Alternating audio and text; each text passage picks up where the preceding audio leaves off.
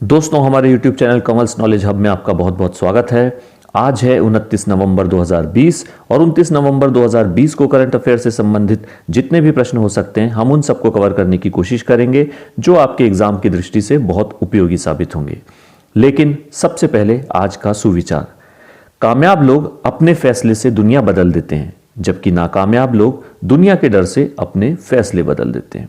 तो चलिए दोस्तों, इन्हीं शब्दों के साथ हम शुरू करते हैं आज के important one liner current affairs और उनके कुछ जरूरी फैक्ट्स। भारत ने 27 नवंबर 2020 से 5 साल तक किस देश से फ्लोरो एलास्टोमर्स के आयात पर एंटी डंपिंग शुल्क लगाया है?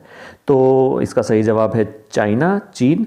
फ्लोरो एलास्टोमर की अगर हम बात कर लें तो ये एक फ्लोरोकार्बन आधारित सिंथेटिक रबड़ है और इसमें आमतौर पर व्यापक रासायनिक प्रतिरोध होता है। अब एंटी डंपिंग ड्यूटी को भी हम समझ लेते हैं। सबसे पहले तो ये जान लीजिए आप कि डंपिंग क्या होता है। देखिए, जब कोई देश किसी प्रोडक्ट को घरेलू कीमत से नीचे या उसकी उत्पादन लागत से भी कम कीमत पर किसी दूसरे देश में निर्यात करता है तो उसे डंपिंग कहा जाता है। अब जो एंटी डंपिंग ड्यूटी होती है या डंपिंग रोधी शुल्क होता है, वो विदेशों से आने वाले ऐसे बेहद सस्ते उत्पाद पर नियंत्रण के लिए लगाया जाता है जिनकी ओवर सप्लाई से घरेलू इंडस्ट्री को तगड़ा नुकसान उठाना पड़ता है। तो सरकार इससे निपटने के लिए इस पर अतिरिक्त ड्यूटी लगाती है, जिससे ये उत्पाद घरेलू बाजारों में महंगा पड़ जाए और इसकी वजह से जो घरेलू उत्पाद होते हैं उन्हें नुकसान उठाना नहीं पड़ता। तो भारत सरकार समय समय पर ऐसे एंटी डंपिंग ड्यूटी लगाती रहती है और इसी कड़ी में उन्होंने ये शुल्क लगाया है।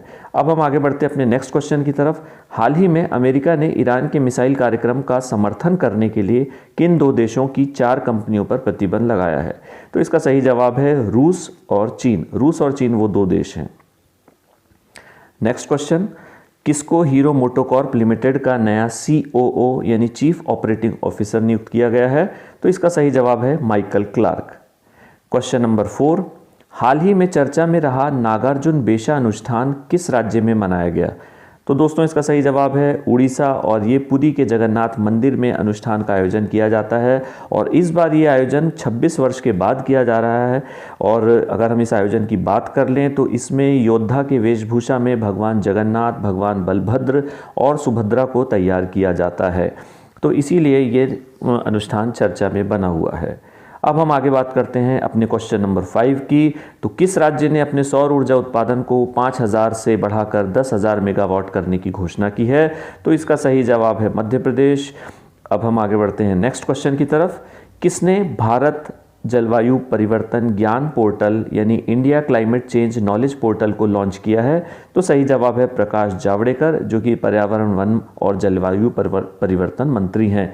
और अगर हम इस पोर्टल की बात कर लें तो इस पोर्टल में भारत सरकार द्वारा राष्ट्रीय और अंतर्राष्ट्रीय स्तर पर जलवायु परिवर्तन से संबंधित लिए गए सभी प्रमुख कदमों की जानकारी दी जाएगी। अब हम आगे बढ़ते हैं अपने नेक्स्ट क्वेश्चन की तरफ। क्वेश्चन नंबर 7, कैम्ब्रिज डिक्शनरी ने किस शब्द को वर्ड ऑफ द ईयर से नामित किया है? तो दोस्तों, इसका सही जवाब है क्वारंटाइन। और आपको पता ही है अभी कोरोना काल में क्वारंटाइन, लॉकडाउन ऐसे शब्द काफ़ी फेमस हो गए हैं, तो इसीलिए कैम्ब्रिज डिक्शनरी ने इस शब्द को वर्ड ऑफ द ईयर घोषित किया है। नेक्स्ट क्वेश्चन, किस सोशल नेटवर्किंग प्लेटफॉर्म ने एक नया फीचर स्पॉटलाइट लॉन्च किया है? तो दोस्तों, इसका सही जवाब है स्नैपचैट। जी हाँ, स्नैपचैट ने एक नया फीचर लॉन्च किया है। अब हम आगे बढ़ते हैं अपने नेक्स्ट क्वेश्चन की तरफ। किस राज्य ने फायर एंड रेस्क्यू सर्विसेज तक पहुंचने के लिए मोबाइल एप्लीकेशन THEE लॉन्च की है?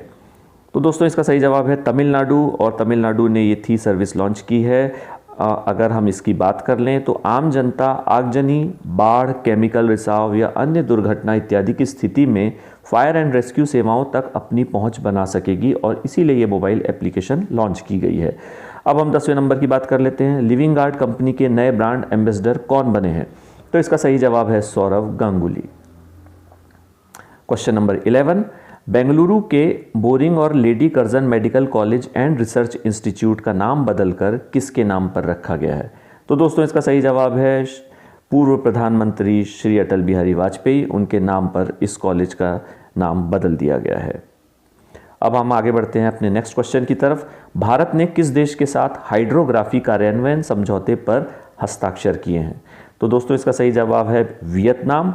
और अगर हम बात कर लें तो ये व्यवस्था हाइड्रोग्राफिक डेटा को साझा करने और दोनों पक्षों द्वारा नेविगेशनल चार्ट के उत्पादन में सहायता करने में सक्षम होगी। अब हम वियतनाम की बात कर लेते हैं। वियतनाम की राजधानी है हनोई और इसकी मुद्रा है वियतनामी दोंग। नेक्स्ट क्वेश्चन नंबर 13, न्यूजीलैंड देश में संस्कृत में शपथ लेने वाले भारतीय मूल के पहले सांसद कौन बने हैं? तो सही दोस्तों, इसका सही जवाब है डॉक्टर गौरव शर्मा। उन्होंने संस्कृत में शपथ लेकर भारतीय मूल के पहले सांसद बनने का गौरव हासिल किया है। हमारा नेक्स्ट क्वेश्चन है, भारतीय सेना ने गुजरात और किस राज्य के बीच स्वर्णिम विजय वर्ष साइक्लोथॉन साइकिल अभियान की शुरुआत की?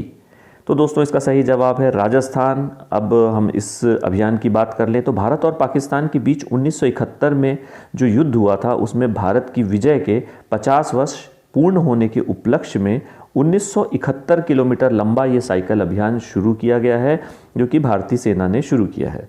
अब हम आगे बढ़ते हैं क्वेश्चन नंबर 15 की तरफ। किस देश का अंतरिक्ष यान क्षुद्र ग्रह एस्टेरॉइड से मिट्टी के नमूने लेकर पृथ्वी के करीब पहुंच गया है?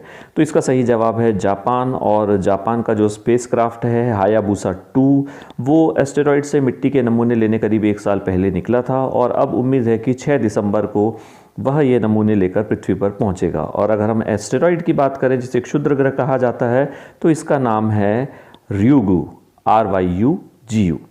नेक्स्ट क्वेश्चन की बात करें, क्वेश्चन नंबर 16, राष्ट्रीय सांख्यिकी कार्यालय द्वारा जारी आंकड़ों के अनुसार द्वितीय तिमाही में भारत की GDP वृद्धि दर कितनी रही है? तो दोस्तों इसका सही जवाब है 7.5%। लेकिन ये भी ध्यान रखने योग्य बात है कि ये GDP ग्रोथ नेगेटिव में है और नेगेटिव में ये 7.5% है। अब GDP में जो 7.5% की गिरावट आई है, अगर हम इसकी बात कर लें तो पहली तिमाही में GDP में, मतलब पहली तिमाही अगर हम अप्रैल से शुरू करें तो पहली तिमाही में जो GDP में 23.9% की अभूतपूर्व गिरावट आई थी, वो आप जानते हैं कोरोना के बाद जब सारे उद्योग धंधे चौपट हुए तो GDP भी गिर गई। अब अगर हम बात करें तो नेगेटिव ग्रोथ जो होती है वो अर्थव्यवस्था के लिए सही संकेत नहीं है और लगातार 2 तिमाही में नेगेटिव ग्रोथ मंदी का ही एक सबूत मानी जाएगी। अब हम आगे बढ़ते हैं नेक्स्ट क्वेश्चन की तरफ। क्वेश्चन नंबर 17, वर्ष 2020 में जारी फीफा रैंकिंग में भारत किस स्थान पर रहा? तो इसका सही जवाब है 104वें स्थान पर। अब हम फीफा की बात कर लें तो फीफा की फुल फॉर्म होती है federation international D football association और फीफा की स्थापना 21 मई 1904 को पेरिस फ्रांस में हुई है। और अगर इसके अध्यक्ष की बात करें तो इसके अध्यक्ष हैं Gianni Infantino. Next question number 18, Nitin Gadkari ने किस राज्य में 16 राष्ट्रीय राजमार्ग परियोजनाओं का उद्घाटन किया? तो सही जवाब है उत्तर प्रदेश। और हम आगे बढ़ते हैं अब अपने नेक्स्ट क्वेश्चन की तरफ। क्वेश्चन नंबर 19, किस एयरलाइन ने लद्दाख में लेह के लिए फ्रीटर सेवा यानी मालवाहक सेवा की शुरुआत की? तो दोस्तों इसका सही जवाब है स्पाइस जेट और ये इस क्षेत्र की पहली घरेलू एयरलाइन बनी है जो इस क्षेत्र में मालवाहक सेवाएं देगी। आगे बढ़ते हैं क्वेश्चन नंबर 20 की तरफ। वर्ष 2020 में जारी फीफा वर्ल्ड रैंकिंग में शीर्ष स्थान पर कौन रहा? तो इसका सही जवाब है बेल्जियम। अब दोस्तों अगर हम बेल्जियम की बात कर लें तो ये यूरोपियन कंट्री है, यूरोप का एक देश है। और अगर इसकी राजधानी अगर आपको ध्यान रखनी है तो इसकी राजधानी है ब्रुसेल्स। और यहाँ की मुद्रा की अगर बात कर लें तो मुद्रा है इसकी यूरो। तो ये चीज़ें आपको ध्यान में रखनी है। अब हम आगे बढ़ते हैं क्वेश्चन नंबर 21 की तरफ। री इन्वेस्ट 2020 यानी renewable energy investors meet and expo निवेश बैठक का आयोजन किस उद्देश्य से किया गया? तो सही जवाब है नवीकरणीय ऊर्जा में निवेश को बढ़ावा देने के लिए।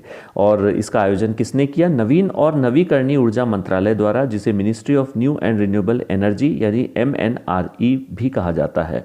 और इस वर्चुअल मीटिंग का उद्घाटन प्रधानमंत्री श्री नरेंद्र मोदी ने किया। अब हम आगे बढ़ते हैं अपने नेक्स्ट क्वेश्चन की तरफ। अभी हाल ही में किस देश ने सिरकॉन हाइपरसोनिक क्रूज मिसाइल का सफल परीक्षण किया? तो इसका सही जवाब है रूस। रशिया ने इस मिसाइल को आर्कटिक में एडमिरल गोर्शकोव नामक युद्धपोत से लॉन्च किया गया। और अगर हाइपरसोनिक की बात कर लें तो इसकी स्पीड करीब 8 मैक 8 मानी गई है, जो कि बहुत तेज़ है। अब हम आगे बढ़ते हैं अपने नेक्स्ट क्वेश्चन की तरफ 20 की तरफ, जो कि हमारा लास्ट क्वेश्चन है। 28 नवंबर 2020 को किस प्रख्यात बांग्लादेशी अभिनेता का कोरोना वायरस से निधन हो गया? तो इसका सही जवाब है अली जाकिर। तो ठीक है दोस्तों, यहाँ पर हमारे आज के करंट अफेयर्स का वन लाइनर का वीडियो यहीं पर समाप्त होता है। उम्मीद है कि आपको ये वीडियो पसंद आया होगा। अगर वीडियो पसंद आए तो इसे लाइक ज़रूर कीजिएगा और शेयर कीजिए और साथ ही हमारे चैनल को सब्सक्राइब भी कीजिए। तो कल फिर से वन लाइनर करंट अफेयर्स में आपके साथ दोबारा मुलाकात होगी। तब तक के लिए बहुत बहुत धन्यवाद।